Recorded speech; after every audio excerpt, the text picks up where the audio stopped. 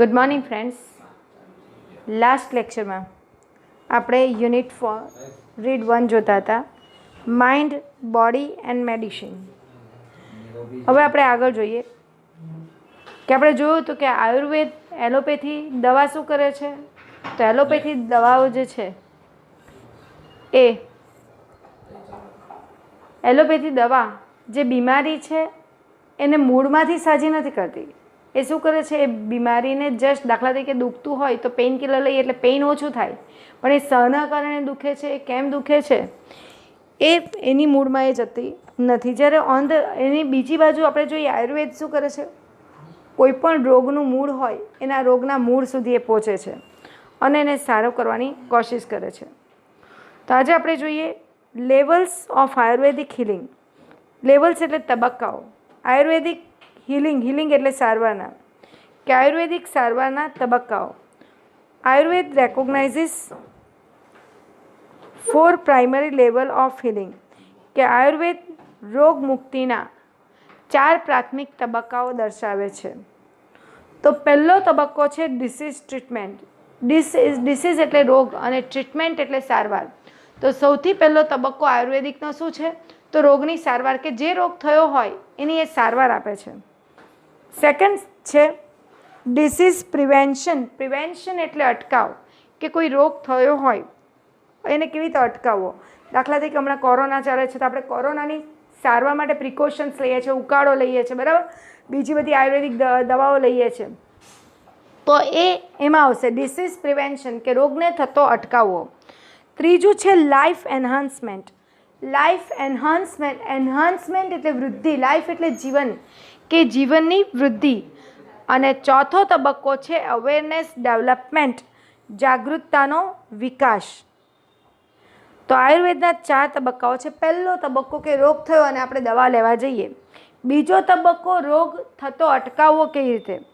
અને ત્રીજો તબક્કો છે લાઈફ એન્હાન્સમેન્ટ. એ આ 2થી થોડો ઉપર છે, કે જીવનની વૃદ્ધિ કેવી રીતે કરવી. અને ચોથો છે અવેરનેસ ડેવલપમેન્ટ, જાગૃતતાનો વિકાસ. For most of us medical treatment begins when we fall ill. For most of us, કે આપણામાંના દરેક લોકો માટે મેડિકલ ટ્રીટમેન્ટ બિગિન્સ, કે ઔષધીય સારવાર ક્યારે શરૂ થાય છે, વેન વી ફોલ ઇલ, જ્યારે આપણે બીમાર પડીએ ત્યારે. It is a form of disease treatment. અને એ શું છે, ફોર્મ ઓફ ડિસીઝ ટ્રીટમેન્ટ. એ રોગ થઈ ચૂક્યો હોય એની સારવાર હોય છે. ખ્યાલ આવે છે? એ શું હોય છે, ડિસીઝ ટ્રીટમેન્ટ. જે રોગ થયો હોય તેની સારવાર. ડિસીઝ ટ્રીટમેન્ટ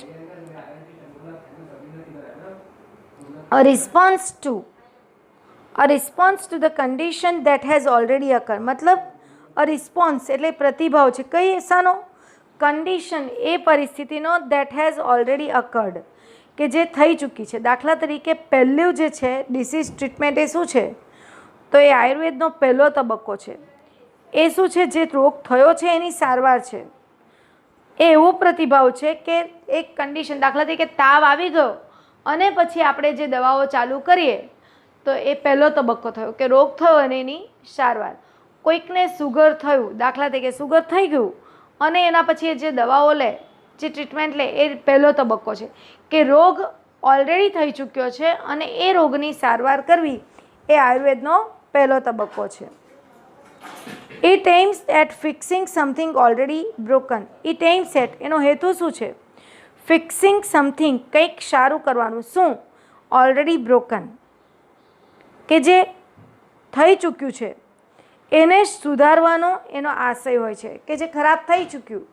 દાખલા તરીકે વાત કરું તો હાડકું ભાંગી ગયું અને પછી જે ટ્રીટમેન્ટ કરવામાં આવે એ આ તબક્કો છે, કે જે તૂટી ગયું છે તેને સારું કરવું, અથવા તો જે રોગ થઈ ચૂક્યો છે એ રોગને સારો કરો. However, if medical begins with treatment of disease, it is a failure because the disease is already harming us. However, if medicine begins, જો તેમ છતાં મેડિસિન શરૂઆત થાય, બિગિન એટલે શરૂઆત થાય, with the treatment of disease, શાનાથી? રોગની સારવારથી. ઇટ ઇઝ અ ફેલર, તો એ નિષ્ફળતા છે. કે રોગ થયો અને પછી એની સારવાર માટે જો દવાઓ શરૂ થતી હોય તો એ આપણી નિષ્ફળતા છે. કેમ? બિકોઝ કારણ કે ધ ડિસીઝ ઇઝ ઓલરેડી હાર્મિંગ અસ. એ રોગ આપણને નુકસાન પહોંચાડી રહ્યો છે.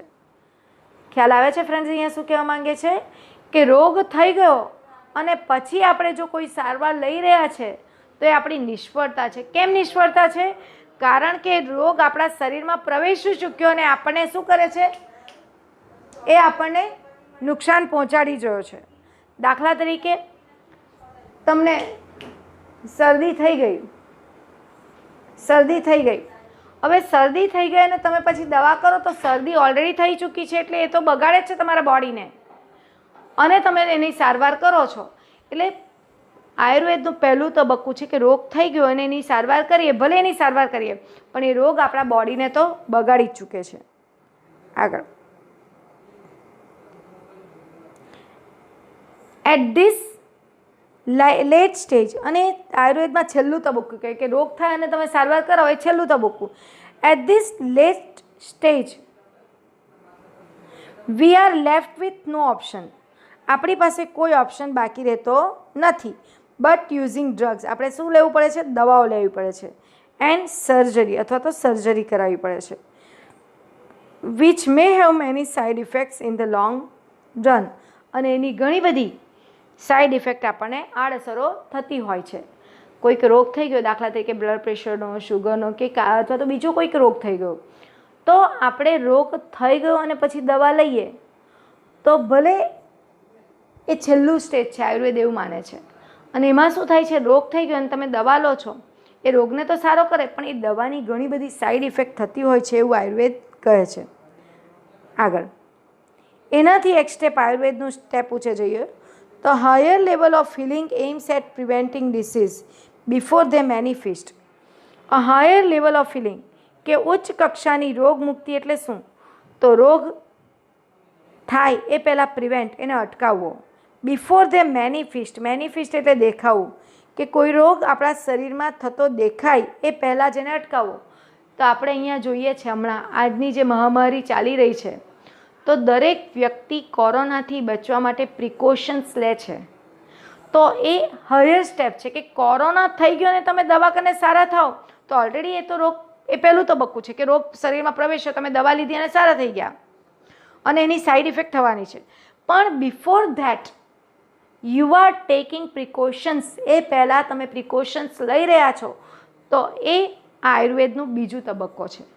આપણે ઉકાળો પીએ છીએ, સૂંઠની ગોળી ખાઈએ છીએ, ગરમ પાણી પીએ છીએ, આ બધા પ્રિકોશન્સ છે. શાના? કોરોનાથી બચવાના. તો આ એક હાયર સ્ટેપ આયુર્વેદનું આ બીજું સ્ટેપ છે. ઉદાહરણ બેસ્ટ આ જ છે, બરાબર? તો રોગ કોઈ પણ થાય એ પહેલાં એને સારવાર, એની કાળજી રાખવી. ટુ રીચ ધીસ સ્ટેજ, આ સ્ટેજ ઉપર પહોંચવા માટે વી ઓટ ટુ કન્સિડર, આપણે ધ્યાનમાં લેવું પડશે the fact of our lifestyle, આપણી જીવનશૈલી, એન્વાયરમેન્ટ પર્યાવરણ, વર્ક આપણું કાર્ય, એન્ડ સાયકોલોજીકલ કન્ડિશન અને આપણી માનસિક પરિસ્થિતિ. કે આ સ્ટેજ ઉપર પહોંચવા માટે આપણે કઈ હકીકતોને ધ્યાનમાં લેવી પડશે? તો આપણી જીવનશૈલી, આપણું પર્યાવરણ, આપણું કામ અને આપણી સાયકોલોજીકલ એટલે કે માનસિક પરિસ્થિતિને આપણે ધ્યાનમાં લેવી જોઈએ. આગળ, વી મસ્ટ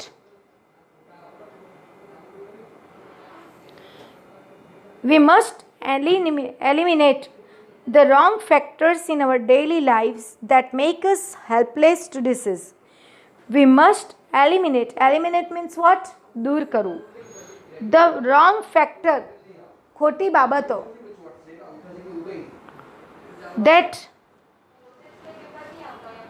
we eliminate, આપણે દૂર કરવું જોઈએ. The wrong factors in our daily lives, આપણા રોજિંદા જીવનની ખોટી બાબતો. તો ખોટી બાબતો કઈ છે? આવર લાઈફસ્ટાઈલ, કે આપણી જે જીવનશૈલી છે આજની એ તદ્દન ખોટી છે. એન્વાયરમેન્ટ, આપણું પર્યાવરણ, આપણું વર્ક, આપણું કામ, sorry we must eliminate wrong factors, કે ખોટી બાબતો જે આપણા જીવનમાં ચાલે છે that make us helpless to disease, જેના કારણે આપણને રોગ થાય છે. કે આપણે આજે રોગ થવાનું કારણ શું? તો આપણી જે લાઈફસ્ટાઈલ છે, જીવનશૈલી, મેં આગળ પણ તમને કહ્યું કે ખોટી છે, તદ્દન ખોટી રીતે આપણે જીવી રહ્યા છીએ. આપણે શું કરીએ છીએ? રાતે મોડે સુધી જાગીએ છીએ અને સવારે લેટ ઉઠીએ છીએ.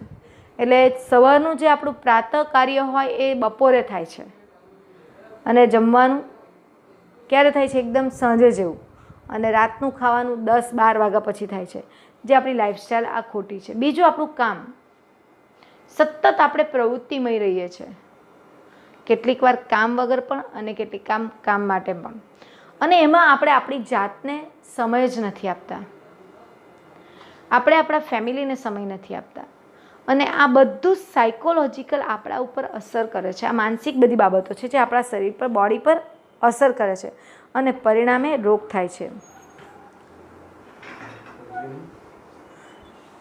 Two some extent we are always sick. આપણે આમ જોઈએ, ટુ સમ એક્સટેન્ટ, અમુક અંશે આપણે વી આર ઓલવેઝ સિક, આપણે માંદા જોઈએ છે. બિકોઝ કેમ? અવર લાઈફસ્ટાઈલ ઇઝ અનસ્ટેબલ. અમુક અંશે આપણે જોઈએ તો આપણે માંદા જ છીએ. કેમ? ભલે તમને કોઈ રોગ નથી થયો, પણ અમુક અંશે તમે માંદા છો, કારણ આપણી લાઈફસ્ટાઈલ ખોટી છે.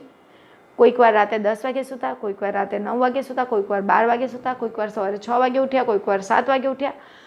ફ્રેન્ડ્સ, એટલે અનિયમિતતા છે અને એ અનિયમિતતાને હોય એટલે આપણી લાઈફસ્ટાઈલ ખોટી છે. લાઈફસ્ટાઈલ ખોટી એટલે આપણે માંદા જ છે અમુક અંશે, એમ કહીએ તો ચાલે. અને હું નથી કહેતી, આ કોણ કહે છે? આયુર્વેદ કહે છે. There are always some diseases attacking us, particularly in change of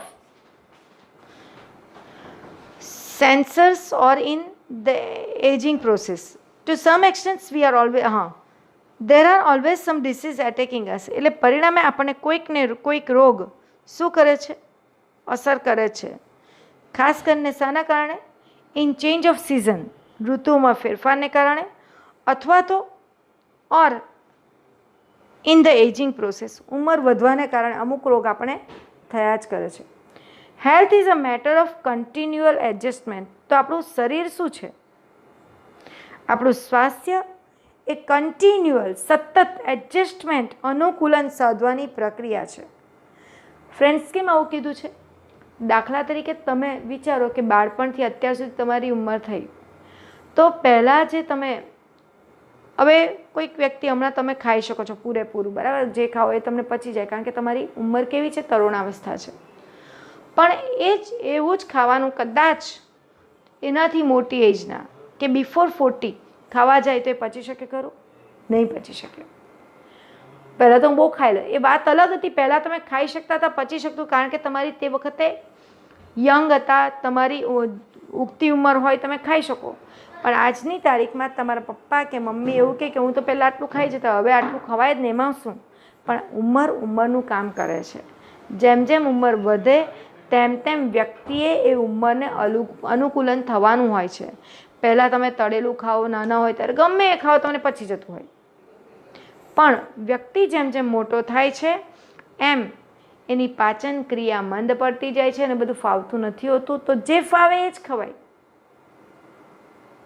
ખ્યાલ આવે છે? પહેલાં ભલે દોડતા હોય, પણ અમુક એજ પછી નહીં દોડી શકે, નહીં દોડાય, કારણ કે એ જ એજનું કામ કરે છે. તો એ વખતે નહીં, પહેલાં દોડવું એટલે હમણાં કરવાનું, એવું નહીં ચાલે. તો ઉંમરની સાથે, આ ઉદાહરણ આપું છું ફ્રેન્ડ્સ, ઉંમરની સાથે આપણે એને અનુકૂળ થવું જ પડે. જે પહેલાં કરતા હતા એ અમુક ઉંમરે નહીં થઈ શકે. ખ્યાલ આવે છે? આગળ હવે આ કેવું છે? Like navigating a ship upon the sea. હવે જોજો ફ્રેન્ડ્સ, દરિયામાં શિપ હોય તો એના જે પ્રમાણે પેલા મોજાની ગતિ હોય એ પ્રમાણે પેલા શિપને શું કરવું પડે છે? વહાણને હંકારવું પડે છે. કે સમુદ્ર ઉપરના જહાજને હંકારવાનું એ કોની રીતે આપણે એડજસ્ટ કરીએ છીએ? તો મોજાની સાથે, પવનની સાથે, બરાબર. તો એ જ પ્રમાણે લાઈફ પણ આવી છે કે જે પ્રમાણે જીવન આગળ ને આગળ વધતું જાય, આપણી ઉંમર વધતી જાય, એ પ્રમાણે આપણે પરિસ્થિતિ મુજબ ચાલવું જોઈએ, તો કદાચ રોગો અટકે છે. અવર health is an ongoing concern. કે આપણું સ્વાસ્થ્ય ઓનગોઈંગ એટલે કે અવિરત, કોન્સર્ન, કાળજી લેવાની બાબત છે. કે જેમ જેમ આપણે ઉંમર થતી જાય, જેમ જેમ આગળ વધતા જઈએ, તેમ તેમ આપણે તે પ્રમાણેની કાળજી રાખવી જોઈએ.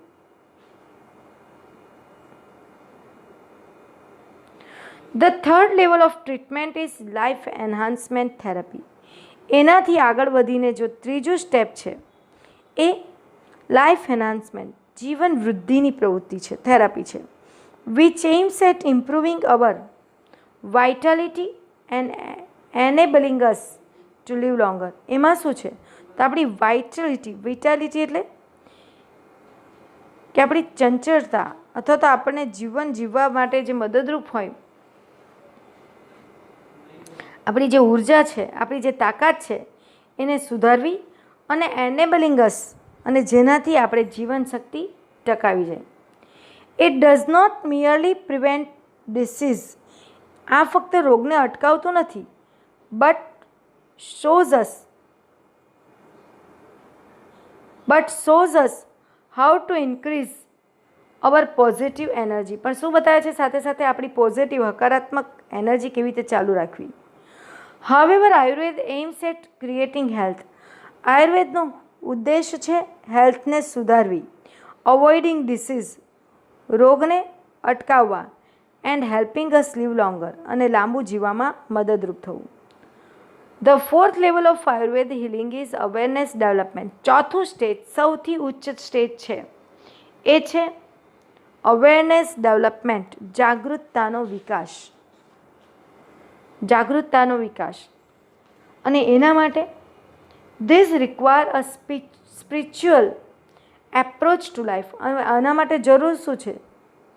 સ્પિરિચ્યુઅલ એપ્રોચ, કે એક ધાર્મિક દૃષ્ટિકોણ જીવન તરફ હોવો જોઈએ.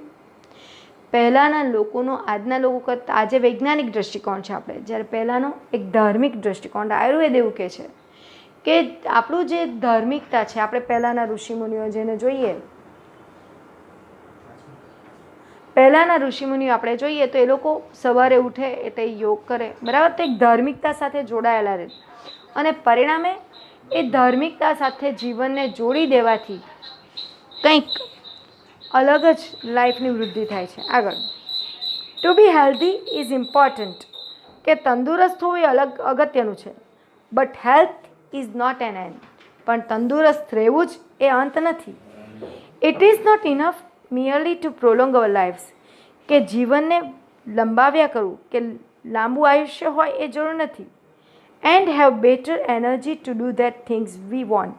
પણ સાથે સાથે લાંબા આયુષ્યની સાથે તમે જે કામ કરવા માંગો એના માટેની ઉર્જા પણ તમારા બોડીમાં હોવી જોઈએ. દાખલા તરીકે કોઈ વ્યક્તિ 80-90 વર્ષનું ભલે જીવે, પણ 80-90 વર્ષનું વ્યક્તિ એનું પોતાનું કાર્ય જો નહીં કરી શકતો હોય તો એ લાંબા જીવનનો કોઈ અર્થ નથી. તો લાંબા આયુર્વેદ શું કહે છે કે લાંબા આયુષ્યની સાથે તમે જે કરવા માંગો છો એ ઉર્જા પણ તમારી અંદર હોવી જોઈએ. આ ચોથું સ્ટેજ આ કહે છે.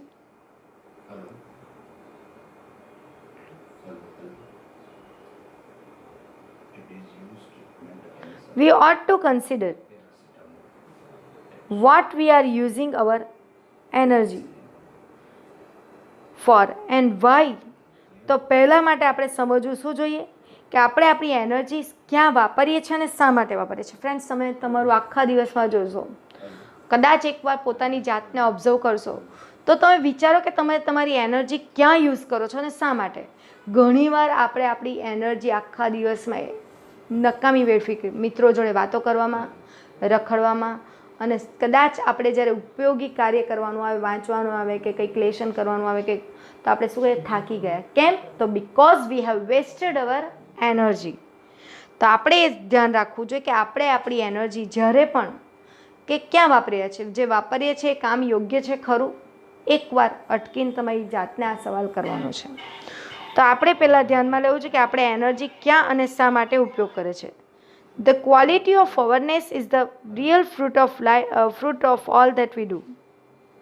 ધ ક્વોલિટી ઓફ અવેરનેસ, અને આ જે જાગૃતતા છે, આ જે જાગૃતિ છે એ જ આપણી સાથે અગત્યની બાબત છે. Real fruit of life, it is our ultimate expression. એ આપણું સાર છે.